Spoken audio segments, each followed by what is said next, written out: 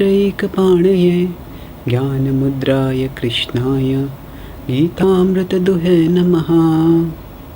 Hare Krishna. Welcome back to our Bhagavad Gita Bhakti Shastri course. We are now into the Vibhuti Yoga chapter, discussing the various Vibhutis of Krishna. So, in this chapter, verses 19 onwards till 42, Krishna talks about his various Vibhutis. So, let's have a quick overview of this chapter before we go to the last part. So, the verses 1 to 7 talk about no one knows Krishna as he is the source of all. But then how can we know Krishna? Krishna can be known only through bhakti, by his grace. That is the Chatushloki Bhagavad Gita. And then Arjuna accepts Krishna's glory, that's from 12 to 18, and desires to hear more, especially about his vibhutis. Because Krishna has already said that it's very difficult to know him, even the Devatas can't know him. So then Arjuna feels concerned, how will common people come to know about Krishna? So they cannot very easily know about Krishna's transcendental nature, but at least they can understand Krishna's glory through what is manifest in this world. So how he pervades this world in a glorious way, that's what is the Vibhuti concept. So we discussed Vibhuti means one among the many, and Vibhuti Yoga means that the one among the many takes us to the one beyond the many. That is the last section, how to know Krishna through his Vibhutis. That is 19 to 42. So we started this section and we had come till verse 26. So let's start with the next verse. 27th verse. Uchchai Shravasam Ashvanam Vidhimam Amritodbhavam Airavatam Gajendranam Naranam Cha Naradhipam. So Uchchai Shravasam Ashvanam. So Ashva is horse. It's like we had a Ashwamedha Yagya in the past. So that is our horse was sacrificed. So Ashwa is horse. Uchchai Shravasam Ashvanam. So among the horses, Krishna says, I am Uchchai Shrava. There are many horses, but Uchchai Shrava was the horse who appeared during the churning of the milk ocean. And that horse was so extraordinary, so captivating, that actually was taken by Indra at that time. That's why it's Vidhimam Amritodbhavam. So there are many wonderful horses, and among them the greatest is Uchchai Shrava. So Uchchai Shrava. Now, when Prabhupada was asked which is the best among all animals, some devotees naturally thought it's cow. Prabhupada said, yes, cow is best in the sense that it's dear to Krishna. But the most attractive, the most beautiful among all animals is the horse. The horse can fight in a war, it can ride majestically, it can take people around. So Krishna said that the horse is also attractive in its own way. But among all the horses, Uchchai Shravasa is attractive, and Uchchai Shrava is manifesting my Vibhuti. Similarly, Airavatam Gajendranam. So Gaja Indra. Now the word Gajendra just basically refers to the elephants, the king of the elephants, or lordly elephants. So now Gajendra can be a proper noun or it can be a common noun. We discussed earlier about Shiva being the various names of the Devatas can be proper nouns or common nouns. So in the 8th canto of Srimad Bhagavatam, there is a pastime where it is described about a specific elephant by the name Gajendra, who was caught by a crocodile. So that is the usage of the word Gajendra as a proper noun. It's referring to a specific elephant. But here the word Gajendra is used as a common noun. Common noun means it is used as a generic describer of a certain kind of animals. So Prabhupada translates Gajendra as lordly elephants. So there are elephants which are themselves huge and powerful, and among them there are gigantic elephants who are like the kings of elephants. But among these kings of elephants also, Airavata is special. Airavata is the carrier of Indra. So as I said, Indra is the king of the gods. Similarly, Airavata is the greatest among the kingly elephants.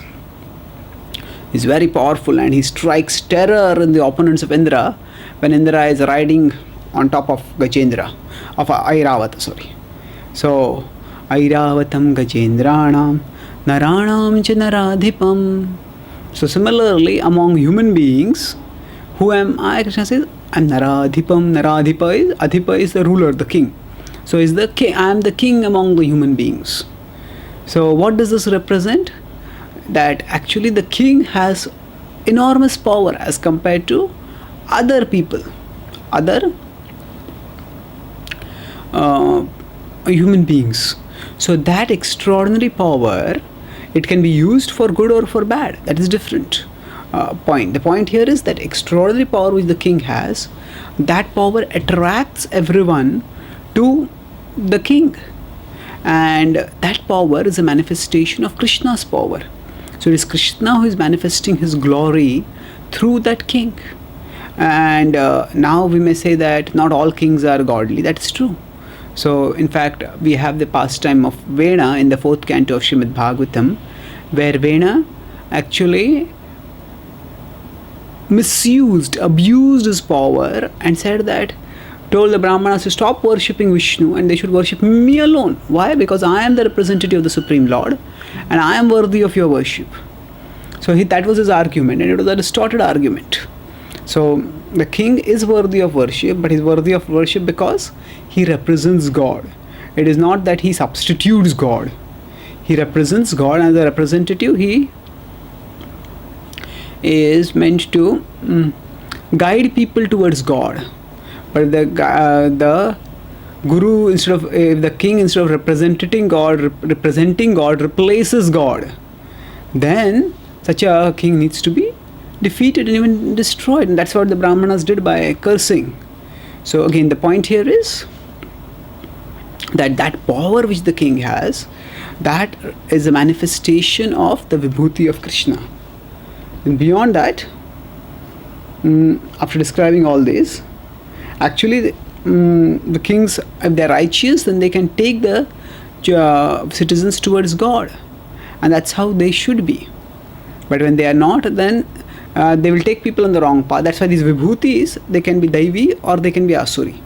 See, all the opulences, whoever has the opulences, those opulences come from Krishna.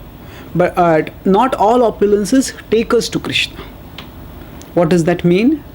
As I saying about a king may have fierce power, may have tremendous power, but the king may be a tyrant, ruthlessly killing people. In European history, they say there are 2 great population shocks which led to the death of large number of people. So one was the Black Plague, which killed thousands and thousands of people, and the other was the attack of Genghis Khan. He was, wherever he went, he just was so brutal, he left behind a trail of corpses. So there have been many brutal kings like that throughout history. So this kind of abuse of power, that power is a vibhuti, and ultimately by the past karma of that person was given power by God, but that person chose to abuse the power, and then that will lead to bad karma, and that will lead to harm in this world for other people and harm for that person also, either in this or next life. So that abuse of power is undesirable. But wherever there is power, that indicates that there is a vibhuti of God coming. So we should be attracted to those vibhutis which take us towards Krishna. So vibhuti will naturally attract us, but we should choose which vibhuti we become attracted to. There may be a devotee who sings kirtans very nicely, and there may be a mundane musician who sings sexual songs also very melodiously. Now the musical talent may be there in both, but that musical talent is a manifestation of Krishna's vibhuti in both. But not all vibhutis are taking a person towards God. When a devotee sings kirtan, that reminds us of Krishna, that arouses devotional emotions within us, and that helps us to go closer to Krishna. On the other hand, when a materialistic person sings sexually explicit songs, then that arouses material emotions within us, and the material emotions take us away from Krishna, take us away from the spiritual reality of life. So then we choose which we have to become attracted, because that is our very nature. But we can choose which vibhutis to become attracted to. Now we may be attracted to eloquently delivered speeches and eloquent speakers. Now these people will have influence. So there may be non-devotees, there may be politicians, there may be authors who may have the power of speech. That power of speech is opulence of Krishna. But Hitler had such eloquence in his speech. He would spend sometimes hours in front of a mirror, observing carefully each expression on his face, each modulation of his tone. And he would give national broadcasts. And he, by his power of speech, perverted the thoughts of an entire nation, practically speaking. So he had the power of speech, he misused it. That power of speech is a vibhuti of Krishna. But whether that takes one towards Krishna or takes one away from Krishna, that depends on that individual soul's free will. And it is our individual free will which will decide which vibhutis we become attracted to. So we try to become attracted to those vibhutis which are manifest either in devotees or which take us towards Krishna. Now, when we do this, we cannot avoid the principle that we have to be attracted. We are conscious beings, and then actually certain things attract us. But when we choose to expose ourselves to certain vibhutis, gradually attraction will develop. Now, if we hear a materialistic person's music repeatedly, well-sung music, in terms of musical abilities, then our attraction will increase to that. But if we hear devotional music sung by a devotee, our attraction will increase to that also. If you like to read good literature, you can read the books by materialistic people, and if it's well written, that will impress us. If you read the books by devotees, even among devotees there are different kinds of authors, and some authors they make profound points, and then their writing is eloquent, potent, and we read that is also a vibhuti of Krishna that will attract us towards Krishna. So Prabhupada explains in the purport how the king should use the power to do virtue, to do good, and to take people towards the ultimate good of bhakti. Ayudhanam aham vajram dhenunam asmi kamadhuk prajanascha kandarpah sarpanam asmi vasukihi. So ayudhanam, ayudha is weapons. So among the weapons I am Vajra. Vajra refers to the thunderbolt, the weapon of Indra. Because Indra is the king of the gods, and his elephant is extremely powerful. Similarly, his weapon is also extremely powerful. And what struck terror in the heart of Indra while fighting with Hiranyakashipu was that actually Indra's thunderbolt, which could reduce by one blow a whole mountain into powder, that thunderbolt could not even make a scratch on the body of Hiranyakashipu. Such was the power of the blessing that Hiranyakashipu had got by his austerities to Brahma. So it's a formidable weapon. It can just reduce mountains to powder. So what kind of weapon is that? We have nuclear weapons today, but how many nuclear weapons can do something like that? Reduce a whole mountain to just a rubble. Dhenunam asmi kamadhuk. So Dhenunam, there are many cows, but among them kamadhuk, there are desire fulfilling cows. That means they give whatever is desired. They can give as much milk as one desires. Now it's interesting that in Vrindavan there are Kalpadruma also. There are desire fulfilling trees, and one can ask them for whatever one wants and get it. But we don't see the Vrajavasis utilizing those desire fulfilling trees too much. When Radharani, she comes to Pavan Sarovar, she comes and cooks for Krishna. She doesn't say the desire tree, oh, I want to offer Rasgulla to Krishna, or oh, desire tree, just give Rasgulla. She doesn't do like that. Why? Because the joy of love is also in service. So through striving to serve Krishna and cook the best food for her beloved, Radharani relishes the joy of devotional service. So the cows, when they offer milk, they are not just offering milk in Vrindavan, they are offering their love to Krishna. So in the spiritual world, the essential point is the reciprocation of love. Here, Dhenunam asmi kamadhuk. Among the cows which give extraordinary amount of milk, special milk. So they are considered special over. They are the opulence of Krishna. Krishna manifests himself through them. So Prabhupada would say that, what kind of, can human beings make a kind of machine where you put grass from one end and get milk out of the other end? It's a miracle. So that is the kind of machine that a cow is, and it's not a machine, it's a living being. It's sensitive and caring and warm, and that's how is the cow. Dhenunam asmi kamadhuk, then prajanas cha asmi kandarpaha. Prajanas cha asmi kandarpaha. So Kandarpa is the god of love. Now the god of love attracts people. Attracts males to females, females to males. And that's why people have those, Kandarpa is said to have flower arrow. Shoots flower arrows and the arrow pierces the heart. So why is it called a flower arrow? From the front it looks like a flower, but when it goes inside, it burns like an arrow. It cuts and wounds like an arrow. So, flower arrow. Prajanas cha pushpabana. That is the Kamadev. So now Kamadev generally induces lust within us, and we have to be careful. But Krishna is saying that not all Kama is bad. Prajana means Jana is birth. So Prajana means that Kamadev which leads to the begetting of progeny. This is the explanation of Chakravarti Pad. Prajanas chasmi kandarpaha. That when the attraction leads to the begetting of new life, that is the kind of lust that I am, Krishna says. So when there is proper dharmic marriage, and then there is the begetting of children through that, the children are the gift of God. So that is a act by which God sends new life into the world, and that is special. So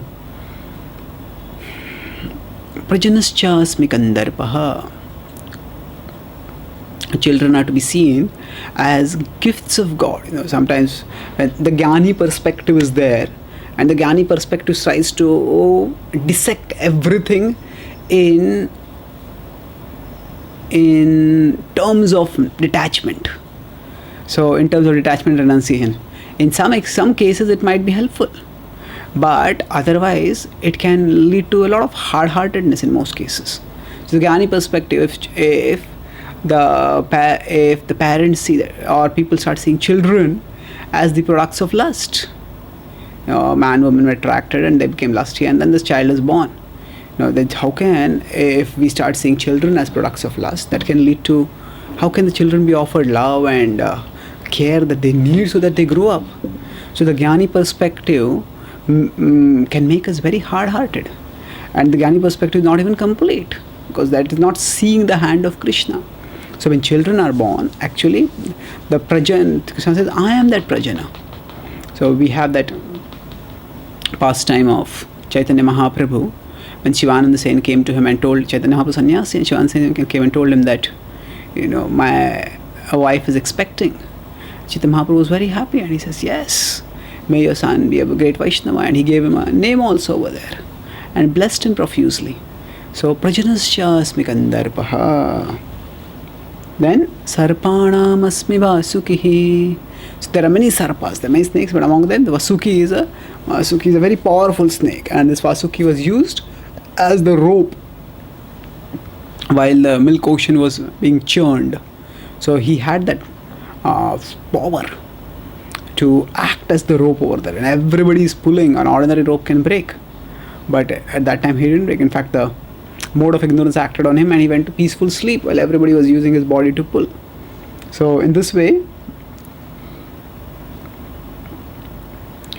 this is these opulences. Now Krishna goes on further, describes Anantaschasmi naganam varuno yadasamaham pitrinam aryama chasmi yama sanyamatamaham. So Anantaschasmi naganam. Now what is the difference? It was Sarpanam asmi Vasuki. So among snakes I am Vasuki, and here there's Nagas. Anantaschasmi naganam. So what is the difference between Naga and a Sarpa? So the Acharya described that a Naga is a multi-headed serpent.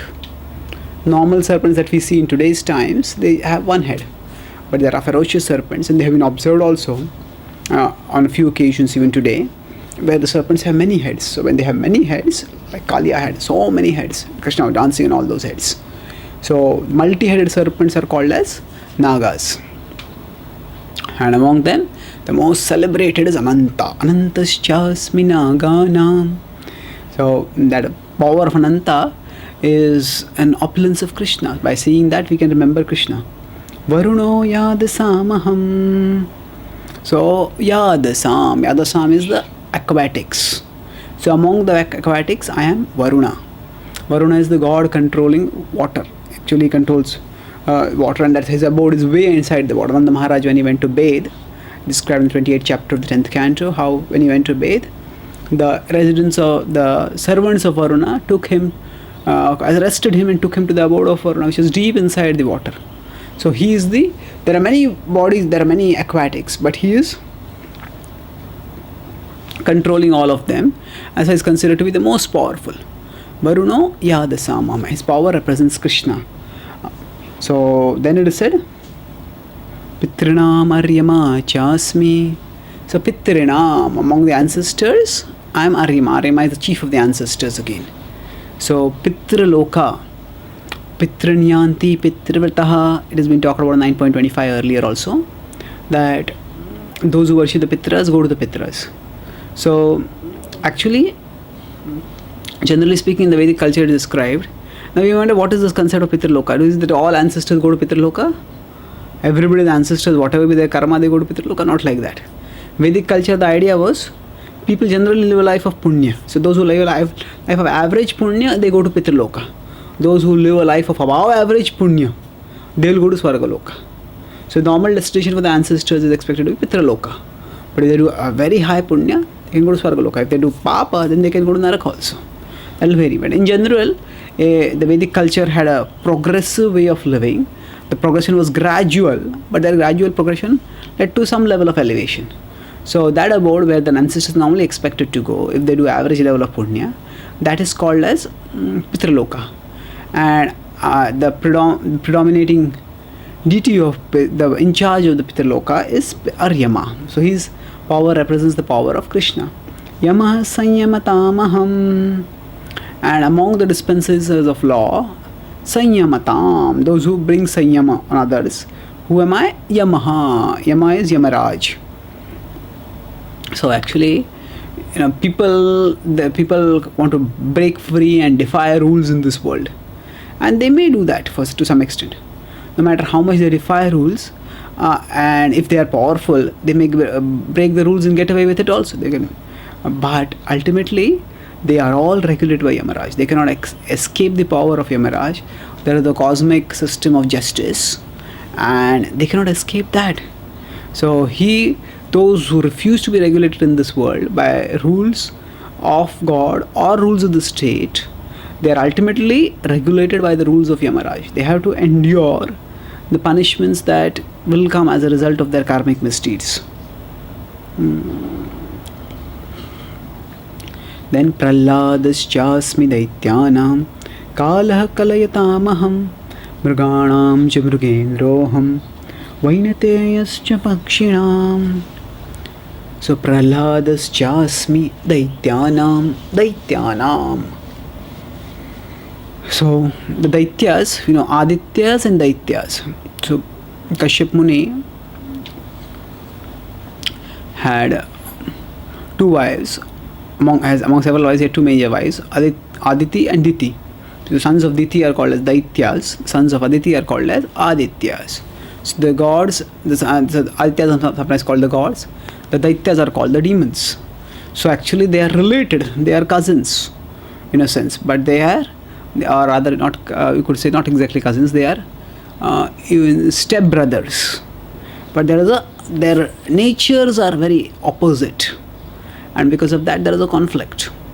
Vishnu Bhaktasmrito Deva Asuras Tadviparyaha. And those who are devoted to Vishnu, they are the Bhaktas, and opposite to them are the Asuras. Opposed to them are the Asuras. Now, Prahladaschasmi Daityanam. So normally Daityas are very inimical to Vishnu, but among the Daityas, a very special person is Prahlad. Prahlad may not seem to have much physical power, but he had enormous spiritual power. Such spiritual power that the person with the greatest physical power in the whole universe could do nothing for him, nothing against him. That was Hiranyakashipu. Hiranyakashipu terrorized even the greatest of the Devatas. But Hiranyakashipu could not do anything to Prahlad. So he's extraordinary character within the Daitya dynasty, and that's why his extraordinariness is a manifestation of Krishna's opulence. Kala kalayatamaham. So among subduers, I am time. Kalaya, subduers. So among subduers, I am time. So what does it mean actually? Kala kalayatamaham. So again, in this world, people may refuse to be subdued by anyone, but then time subdues everyone. Time makes shiny faces shriveled. Time makes strong persons weak. Time makes healthy persons sickly. Time makes active people passive. Time makes the living dead.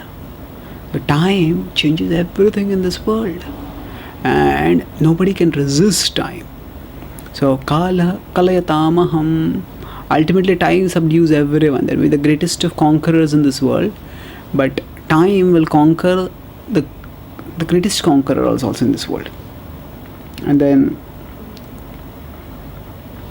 Mruganam cha mrugendroham. So mruganam, mruga means animals. Mrugendra is a lion. So actually the lion has a majesty and a ferocity that is extraordinary. Mruganam cha mrugendroham. So Krishna says, I am among the animals, I am the lion. So actually one time devotees had gone to somehow they had gone to a zoo. Prabhupada had also gone there. So some people were just poking sticks and making fun of a lion that was caged. And Prabhupada said, don't do that. Prabhupada reminded devotees of this verse, and he says, actually that lion is meant to be the king. And lion deserves respect. Now he's been put in an unnatural situation. It is miserable for this lion. So we should not heap insult to injury over there. So these are opulences of Krishna, and a devotee tries to see the opulences everywhere. And then Vainateyascha pakshinam. So pakshi is birds. So among them Vainati. Actually Garuda's mother is named as Viniti. Is known as Viniti, and therefore the son of Viniti is Vainateya. So Vainateyascha pakshinam. Among birds I am Garuda. Garuda is so powerful. Actually, there's a long story given in the Mahabharata how the mother of the snakes and the mother of Garuda, they were friends, they were acquaintances, and somehow the mother of the snakes cheated Garuda's mother Viniti, and Viniti and her son became slaves of Garuda. So at that time Garuda asked, why do we have to serve them? How can we? Because he said that's what the condition was. So I lost the bet. Actually, his mother the mother of the snakes had cheated so that Viniti would be enslaved. And Garuda went and asked, what will you take for freeing my mother and me? He said, we want the nectar from Swarga. So Garuda said, okay, I'll go. Now Garuda had huge power. He had flying straight into the sky, and he went to the place where the Devatas had stored the nectar. The other Devatas came and their guards over there. They saw Garuda just blew his wings and all of them flew away. And then they went to Indra. And Indra said, what a huge bird this is. Indra said, stop, otherwise I'll kill you. Garuda did not pay attention. And Indra used thunderbolt. And Garuda said, actually a thunderbolt can't do anything to me. But because you are the king of the gods, therefore out of respect for you, I will let the thunderbolt cut one part of one feather of my body. And then he let the feather cut. And they were shocked. Indra was very diplomatic. He said, oh, you're so powerful, I'm impressed, let us be friends. The idea is, if you can't suppress somebody, can't defeat somebody, befriend that person. So then Indra said, why do you want this nectar? He said, this is not meant for the demons. He said, no, the Nagas want this. Indra said that you have been told only to deliver it to them, isn't it? He said, yes. So then Indra delivered.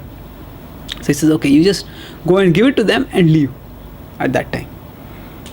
So he said, okay. So he went and left it for the Nagas, and as they were taking it, Garuda just blew his wings. And when he blew the wings, such a wind came that the Nagas became blinded for temporarily. The Sarpas, the snakes became blinded temporarily. And that time Indra came and took the pot of nectar and went away again. So that way, Vainate, what Garuda did was, he liberated his mother from slavery. So he was such a powerful bird that even Indra's thunderbolt couldn't cut him. Vainateyascha pakshinam. And there are many stories of Garuda also, how he's competently surveying Lord Vishnu in his various pastimes. Then Pavanaha Pavatam Asmi Ramah Shastrabhritamaham Yashanam Makaraschasmi Srotasam Asmi Janavi. Pavana Pavatam Asmi. Pavanaha means the wind. So there are many purifying objects. Among them, wind is also a purifier, and that purifying potency of the wind represents Krishna. Ramah Shastrabhritamaham. So among Shastrabhrita, those who carry weapons, there are many, but among them the most formidable and fearsome carriers of the weapons were the two Ramas. It can refer to Parshuram, it can refer to Lord Ramachandra also. Rama Shastrabhritamaham Jashanam Makaraschasmi. Jashanam is among the fish, I am the shark. The shark is so swift and so fearsome. There are movies made about shark called Jaws and things like that. They can swiftly catch and consume a person. So that ferocity, that power, that speed, that is representative of Krishna's opulence. Srotasam asmi Janavi. So among the flowing rivers, I am the Ganga.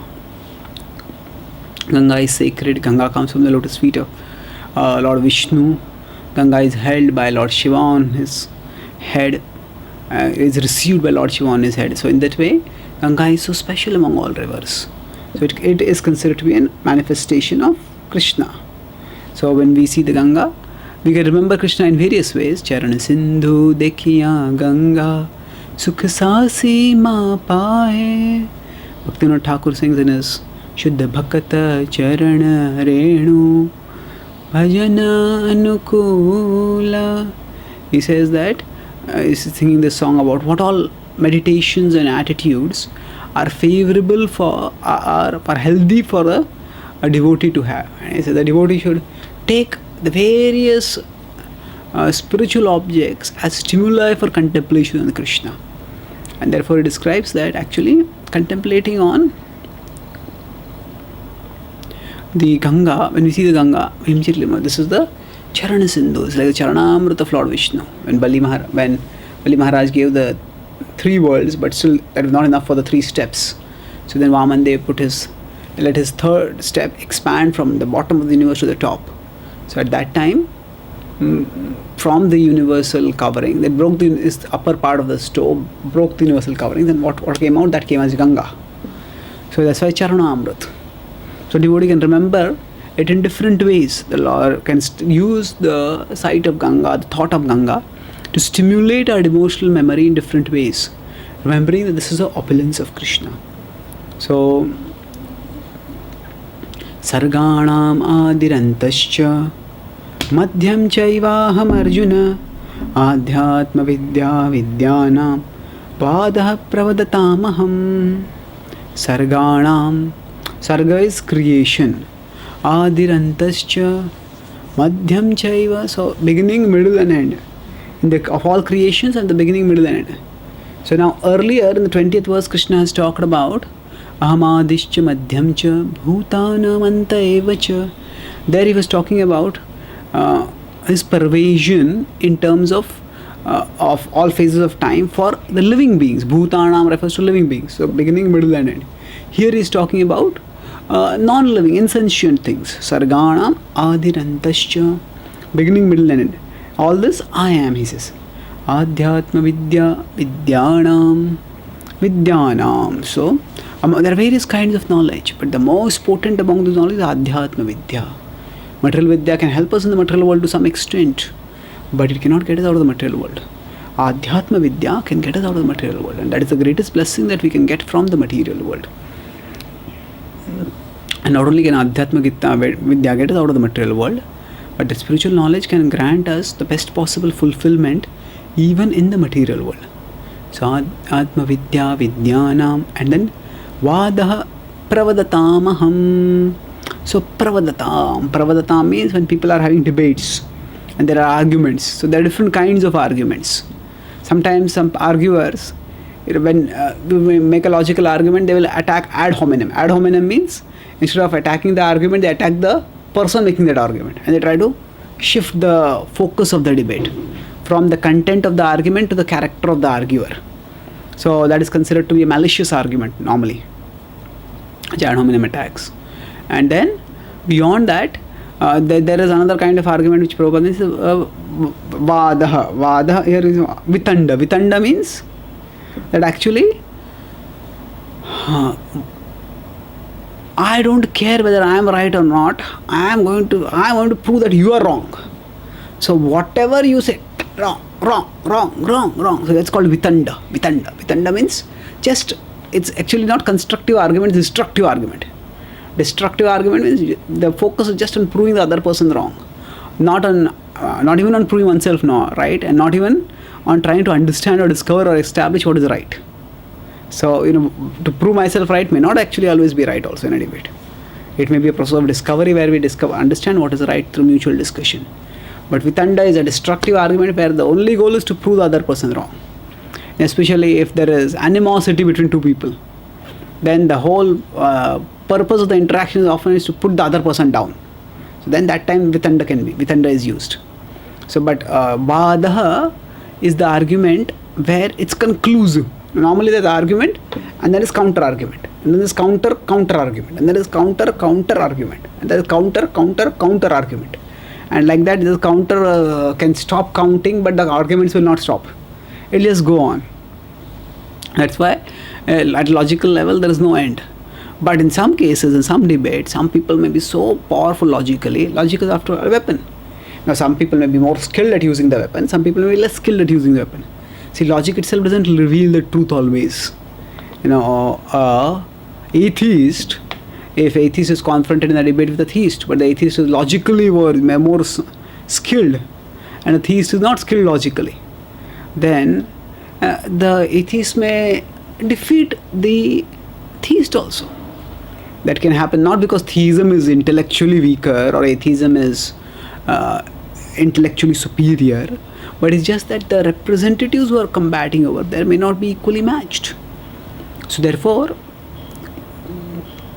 here we are not talking about the strengths of various schools of thought, but here we are talking about the point of argument. So there are different kinds of arguments, and sometimes the arguer gives an argument for which there is just no comeback.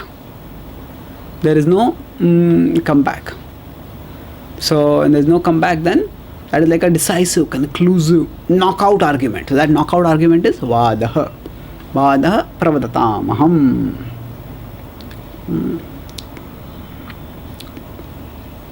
Then aksharanam akarosmi dvandva samasikasya cha ahamevakshaya kalo dhataham vishwato mukhaha.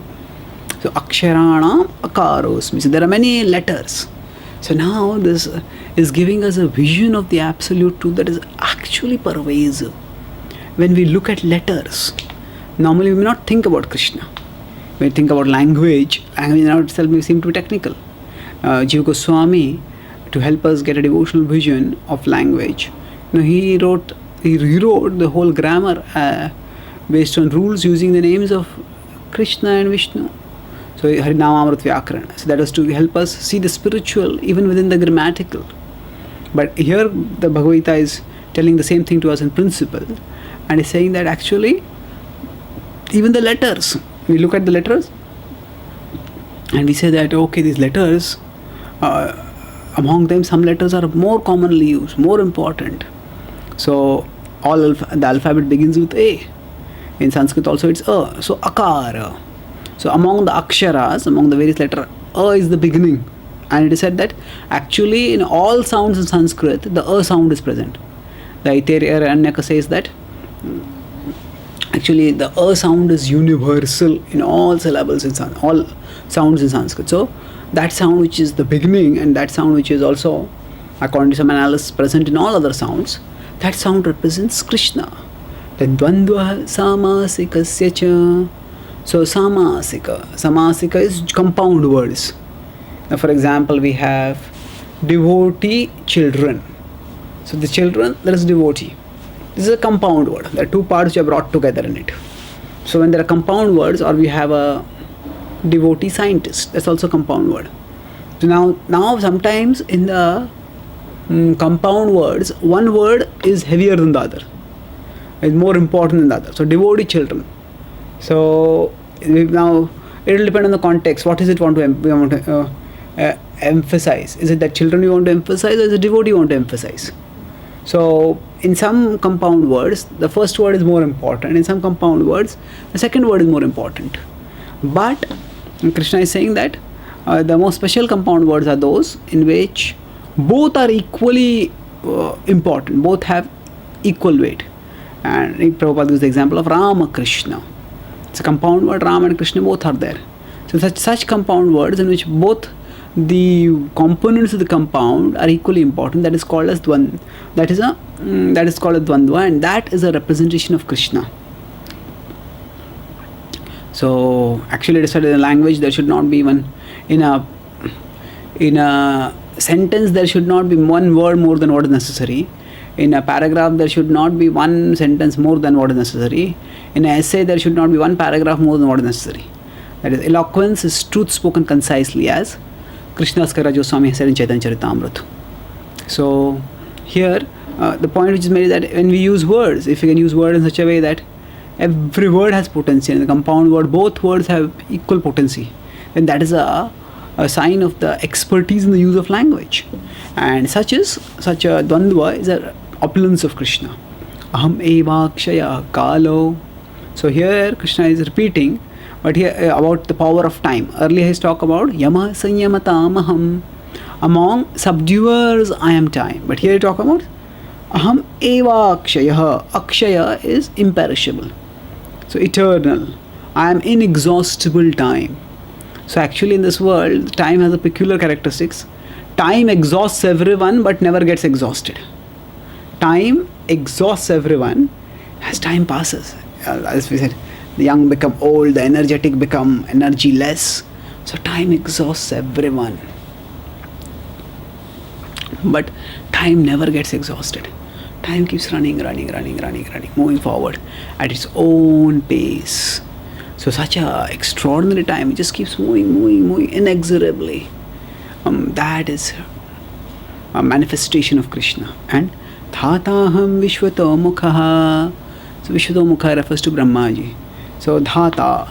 So among the various creators, Brahmaji is the manifestation of Krishna's opulence. Sometimes there may be some person who may say, I am a builder, and I have built 500 buildings. Somebody else, I have built 1,000 buildings. Actually, most people cannot build too many buildings. If a king has built many temples or many palaces, that king's name may go in the history books. But who can say that I have built the whole universe?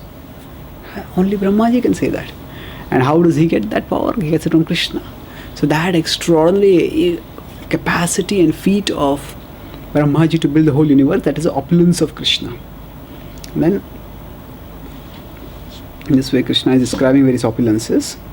So Mrityu sarvaharaschaham udbhavascha bhavishyatam kirti shrirvakcha narinam smritir medha dhriti kshama.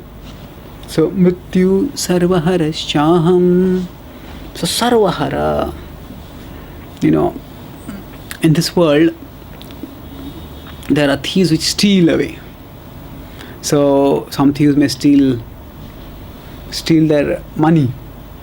Steal their money. Some other thieves may come, okay, not just your money, I want your credit card also. I'll not only take your money, I'll take whatever money in the bank balance also. Some people may come and not only steal the money, they may steal the money and steal the clothes also of the person also. Person is left with literally nothing. But where is a thief like time, like death? Death not only takes away our possessions, death not only takes away our identification card, our ID card, it just takes away our identification itself. You just forget who we are. Everything, I may think I'm an engineer, I'm a doctor, I'm this and that. Everything is taken away. The only thing that is left is the conceptions that we have, developed in terms of desires and karma. That's the only thing that stays with us. The material identification that we have got, that also goes, everything is taken away. Sarva harascha, nothing is left. So that is a thorough, sometimes they say, I do a thorough job. So death does the most thorough job. It takes away, it takes away everything, leaving nothing behind. So that all devouring sort of capacity, all that is the representation of Krishna's opulence. Udbhavascha bhavichyatam. But Krishna's opulence is not one side. He's not just the destroyer. He's also the creator. I am the generator, the principle underlying the generation of future manifestations. So, actually, as we discussed earlier, the process of the arrival of new life, not just in human form, but in various forms, it's an extraordinary process, how the progeny is born in any species. And it is ultimately God's hand. In the Bhagavatam, in the 6th canto, in Kshetraketu pastime, it is explained that sometimes the husband is potent and the wife is fertile. And still when the two unite, children are not born. Why is that? Now, biologically or something, doctors say everything is all right, but still children are not born. So when such a thing happens, actually the Bhagavatam uses this use the example to make the point that actually we are not the ultimate doers. So life doesn't come just by the union of the male and female. Actually there has to be the sanction of God above and above that. And beyond that, Kirti Shri Vakcha Narinham Smritir Medha Dhriti Kshama. So here he is given a list of qualities. Kirti is fame, then beauty, Vak is fine speech, Narinam of the woman, Smritir Medha Dhriti Kshama. So memory, intelligence, firmness and patience. Dhruti and Kshama. Now what does it mean actually? Say there are various explanations which are given by different acharyas. So these qualities are considered feminine. So now Prabhupada, the way Prabhupada puts it, among women I am fame, fortune, fine speech.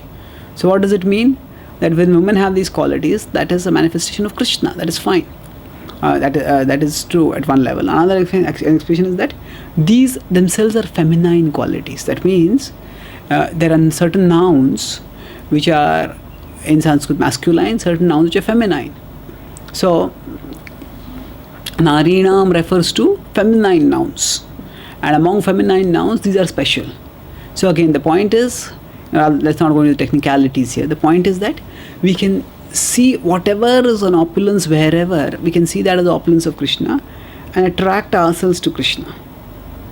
So Vak also is often referred to use the Sanskrit language. It is said the Sanskrit language is capable of expressing every thought that the human mind can come up with. Speciality of that language. And Vaka is often used to refer to Sanskrit. Brihat Sam Tatha Samnam Gayatri Chandasamaham Masanam Margashirshoham Rutunam Kusumakaraha. So Brihat Sam. So in the Sam Veda there is a special song called the Brihat Sam, which is very melodious and which is used to glorify, which is used for praising and eulogizing and glorifying. And Gayatri Chandasamaham. So the Vedas have various meters, and among them one of the meters is Gayatri, and that is a special meter. So that meter represents Krishna. This sometimes this is said to refer to the Gayatri mantra that we chant also. That is also one understanding. So, but here the point is, among the chandas I am Gayatri. So there are various chandas, and Gayatri is one of the chandas. There is also a mantra by the name Gayatri, which the Brahman initiated devotees chant. So the word can have many meanings. Then Masanam Margashirshoham. So actually speaking, among the months I am Margashirsha. Why Margashirsha? Because that is the time when the nature reveals its bounty. Now, there are kharif crops, there are rabi crops, like that. There are different crops which grow in different seasons. So it is said that from one particular point of Ayurvedic understanding, that the Margashirsha, the month when it's roughly November, December, that is the time when the crops grow bountifully in a proper climate, and that month where nature gives out her bounty lavishly, that is considered to be a manifestation of Krishna. So first Krishna talks in terms of seasons, and then Krishna talks in terms of months. Sorry, here Krishna talks in terms of months, Masana, Marga, Shoham, and then he talks in terms of seasons, Rutu Nam. Rutu is season. Kusuma Karaha. Akaraha means maker. So Ratna Akara. So pearls are formed in the ocean, so ocean is called Ratna Akara. So like the Kusuma Akara refers to that which forms the Kusuma, flower, that is flower bearing spring. So when spring comes, the nature becomes so beautiful with varieties of flowers coming up, and it appears as if a painter has decorated all of nature with a magnificent hand. So that luxuriant beauty of nature, which is manifested in spring, is considered to be an opulence of Krishna. Tyutam chalayatam asmi tejas tejasvinamaham jayosmi vyavasayosmi sattvam sattvatamaham. So dyutam chalayatam asmi. So chalayatam is cheats. So among all forms of cheating, I am gambling.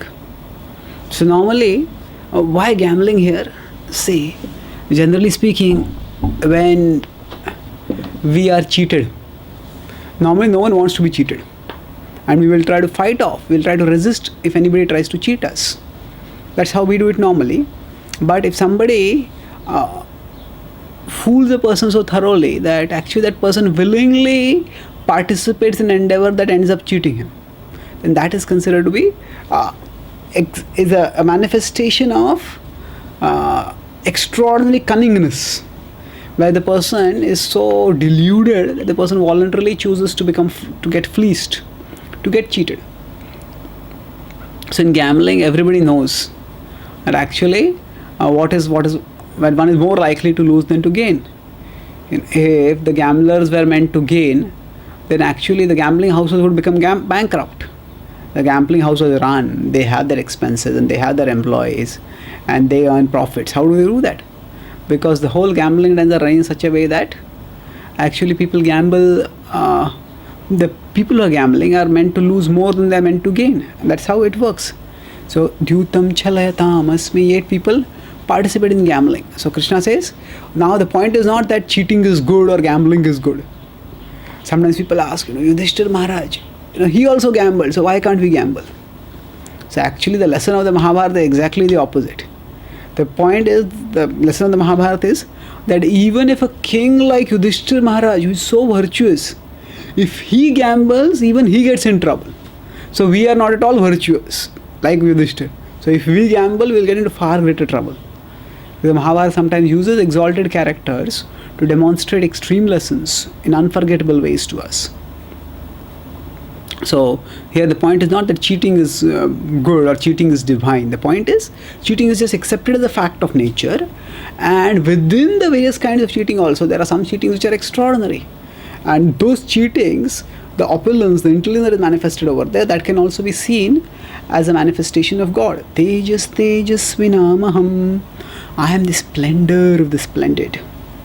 So some people have charisma, some people have a carriage, a personality, the splendor they have. So that splendor is a representation of Krishna. Charisma is often a extraordinary thing. Some leaders just have charisma. When they appear, people are attracted to those leaders.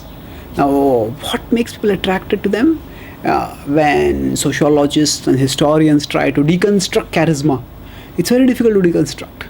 Now, when spiritual disciples are attracted to spiritual master, other people may wonder, what is this? Why are they so madly attracted to that person? Just can't understand. Of course, the charisma of a material leader and a spiritual leader are of a different nature. But still, the point is that splendor of the splendid, that is a manifestation of Krishna. Jayosmi Vyavasayosmi. So, when there is Jaya, when there is victory, then that thrill of victory. Many players play sports because the thrill of victory that they get, it's so exhilarating that they want it again and again and again and again. and they live for it. So what is that feeling? Now at the material level, it's that feeling is fleeting. It comes and it goes. But when it is there, it is so exhilarating that people just want it. So when we see that feeling of exhilaration, if we experience it or we see others experiencing it, a devotee sees that actually this is an experience of Krishna. But this experience of Krishna doesn't take the person close to Krishna. So a devotee doesn't try just for material successes and the feelings of victory over there. A devotee tries to serve Krishna wholeheartedly, and then the Krishna connection is there. Those feelings will be constant and very sweet at that time. And Vyavasayosmi. Now Prabhupada translated Vyavasaya as enterprise or adventure. Many people practice participate in what is called as living on the edge sports. These are sports in which people put their life into threat. And somebody may go in an airplane and just jump down from the airplane. And then when they jump down, normally if somebody jumps from the airplane, people have parachute. But actually, they go with the parachute and they don't open the parachute only. And just when last moment appears as if just going to die, at that last moment, suddenly the people open the parachute. So what happens is this: people want to risk and have adventure, take risks and have adventures. And in that sense of adventure, they get a kick. And that kick is their sense of joy. And that makes them want to live. There was a person who used to just walk on railway tracks. And when the railway would start running towards the railway, straight running. And the thrill that he would get was on seeing the driver's face. The driver thinking, I'm going to run over this person. He's jerking, move away. But he just runs straight towards the train. And the last moment, when the train would just crush him, he would jump off the tracks. And what is the fun in that? Risking life. But he would just get some thrill in that. So one time he just came too close to the train and didn't know whether he would jump off. But last moment, he jumped off. And he jumped off and he fell. And when he fell, what he fell on was, there was a Bhagavad Gita as it is over there. Then he read Bhagavad Gita as it is and he became a devotee. Right? Sometimes Krishna can make our adventures also spiritually adventurous. So actually, if we want adventures in our spiritual life, if we try to share Krishna consciousness with others, then there are extraordinary adventures. And these are not just meaningless adventures, they are supremely meaningful adventures. Because through these adventures, we are helping others come close to Krishna. And we are granting them the highest happiness of all of existence. So, Vyavasayosmi, that Vyavasaya, that excitement, that enterprise, all that. So people like adventure novels and adventure stories. Why? Because that experience is so special, and that experience is an experience of Krishna. And we can see that experience as a manifestation of Krishna. Sattvam sattvatamaham. So among the strength, I am the strong, he says. Strength is also an opulence, and here Krishna is saying that opulence comes from me. So then, after this, Vrishninam vasudevosmi Pandavanam dhananjaya Muninam apyaham vyasah Kavinam ushana kavihi. So Vrishninam vasudevosmi. So the Acharya explained that here he is referring to Vasudev doesn't refer to himself, it refers to Balramji. Vrishninam vasudevosmi. Of course, both Krishna and Balram are Vasudev. They are sons of Vasudev through different wives, Devaki and Rohini.